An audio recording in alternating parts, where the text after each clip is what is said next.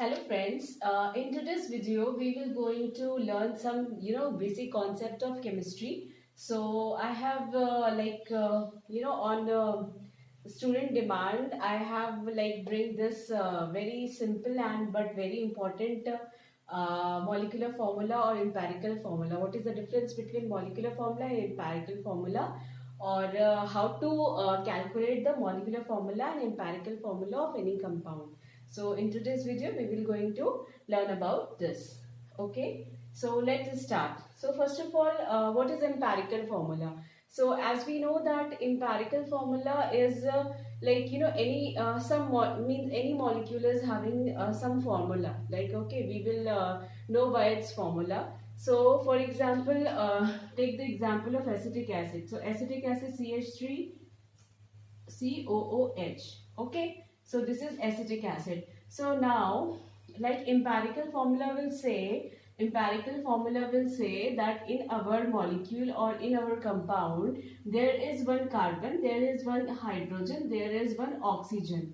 Okay, so empirical formula will tell us about carbon, hydrogen and oxygen. Means it, or you can say it says the ratio between carbon, hydrogen and oxygen. So, in empirical formula of acetic acid, the formula would be CH2O. Okay, so the ratio between carbon, hydrogen and oxygen is 1:2:1. Fine, but in molecular formula we will get to know how many carbons are there, how many hydrogens are there, and how many oxygens are there. Okay, so we will try to evaluate the molecular formula of acetic acid, okay, from our lecture. Okay, and you will at the end you will get to know the difference between molecular formula and empirical formula. Fine students. Okay, so molecular formula, the formula to calculate calculate the molecular formula of any compound is that molecular formula is equals to n into empirical formula. Okay, so what is n? N is the whole number. N can be any number like 2, 3, 4, 5, 6, any number. Okay, and how we will calculate n? So to calculate n, we will calculate by molecular mass of a compound upon empirical formula mass. Okay, so let's take the example of acetic acid only. So in case of acetic acid, the molecular mass would be how much? See, CH3COOH. Fine. So carbon is having 12, atomic mass is 12, plus hydrogen 3, plus carbon again 12, plus oxygen, so there is 2, 16 plus 16, plus 1 hydrogen. So when we will calculate all this, 12 plus 12, 24, 25, 26, 27, 28, and then this 32. So it would be 60. So molecular mass of acetic acid is 60. And now we will calculate empirical formula mass. So how we will calculate empirical formula mass? So simple. See how many carbon is there?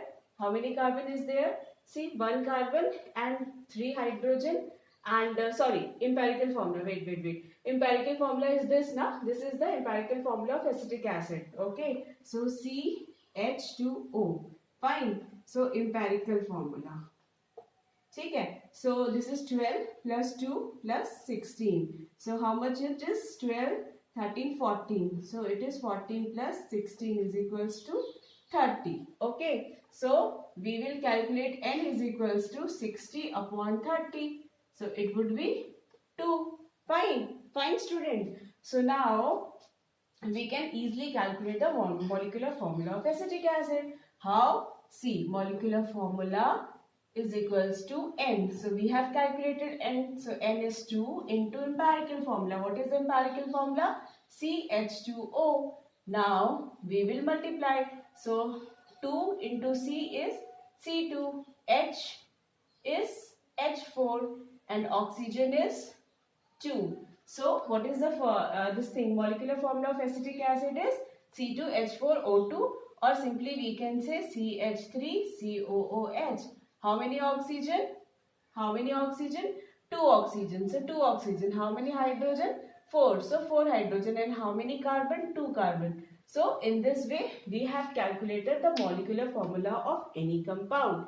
Okay, student. So this is the basic difference between molecular formula and empirical formula. Empirical formula, you'll get to know the ratio of the element present in your compound, and molecular formula will tell us how many carbon, hydrogen, oxygen, nitrogen, etc. How many elements are present. Basically, this is the two basic difference between molecular formula and empirical formula. Okay, so if you will find this video like knowledgeable and informative, then please like, share and subscribe my channel. Thank you.